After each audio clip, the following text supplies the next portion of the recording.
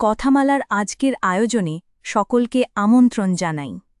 কথামালার আজকের আয়োজনে টাঙ্গাইল জেলার ঘাটাইল উপজেলার ইতিহাস, ঐতিহ্য, ভৌগোলিক অবস্থান, ভূপ্রকৃতি ও আরও গুরুত্বপূর্ণ বিষয় সম্পর্কে জানব। টাঙ্গাইল শহর থেকে একটু উত্তরে গেলেই ওই যে টাঙ্গাইল ময়মনসিংহ হাইওয়ে, তার পাশেই ঘাটাইল উপজেলা। আমরা জানি এটা টাঙ্গাইলের সবচেয়ে বড় উপজেলা, কিন্তু এর আসল পরিচয়টা কি? মানে শুধু কি আয়তনেই বড়? চলুন একটু গভীরে যাই। আমরা মূলত সরকারি ওয়েবসাইট আর উইকিপিডিয়ার তথ্যগুলোই দেখেছি। হ্যাঁ, ঠিক ধরেছেন। প্রথমেই আসে এর মাটির কথা। অদ্ভুত বৈচিত্র্যময়। একদিকে মধুপুর গড়ের ওই লালচে উঁচু ভূমি, অন্যদিকে আবার যমুনার কাছাকাছি বলে কিছু প্লাবন ভূমিও দেখা যায়। মধুপুর গড় মানে ওই লাল মাটির টিলাগুলো? একদম। এটা হলো প্লাইস্টোসিন যুগের মধুপুর কর্দম।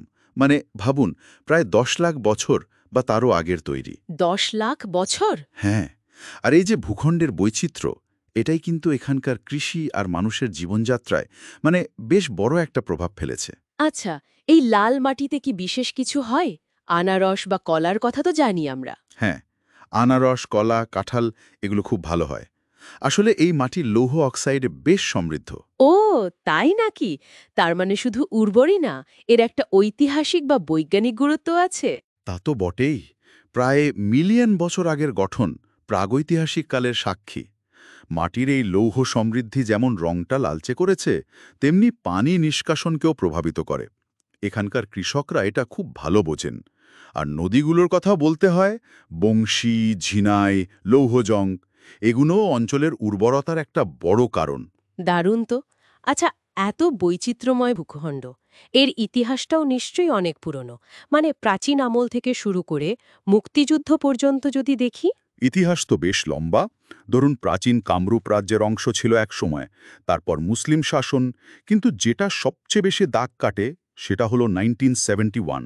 মুক্তিযুদ্ধ, হ্যাঁ, টাঙ্গাইলের মুক্তিযুদ্ধের কথা তো অনেক শোনা যায়। ঠিক, এখানে কাদেরিয়া বাহিনী কাদের সিদ্দিকির বাহিনী আর বাতেন বাহিনী খুব সক্রিয় ছিল।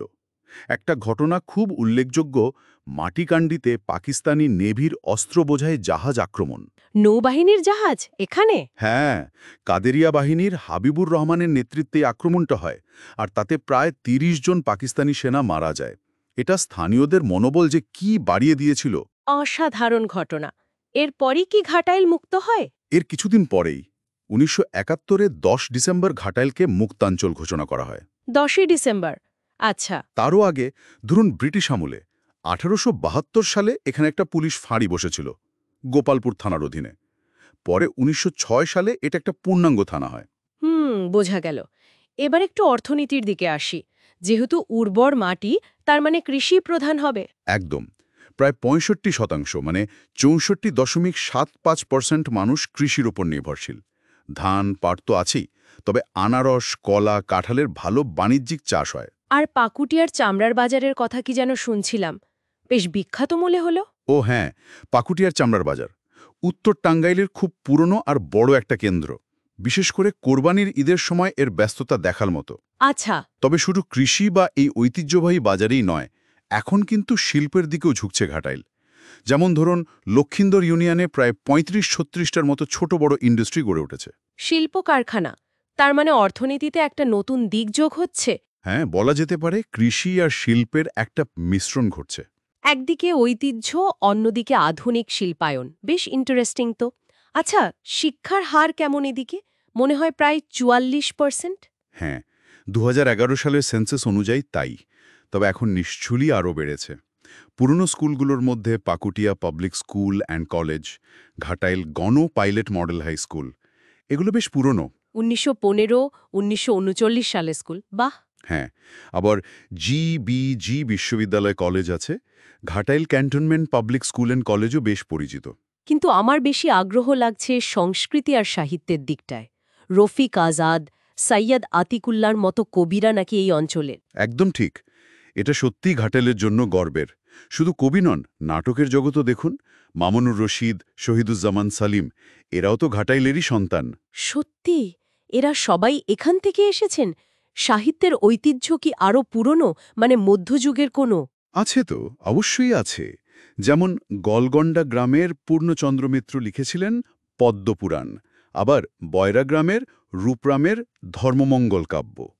পুঁথি সাহিত্যেরও খোঁজ পাওয়া গেছে। পুঁথি সাহিত্য। হ্যাঁ, হাতে লেখা কাব্য।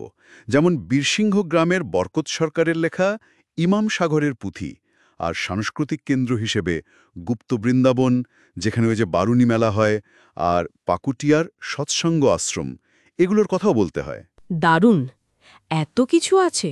আচ্ছা, ঘোরার জন্য কি আছে? ওই যে সাগর দিঘির কথা বললেন। হ্যাঁ, সাগরদিঘি তো খুব বিখ্যাত। পাল রাজা সাগর নাকি এটা খনন করিয়েছিলেন। প্রায় ৩৬ একর জায়গা জুড়ে বিশাল এক দিঘি।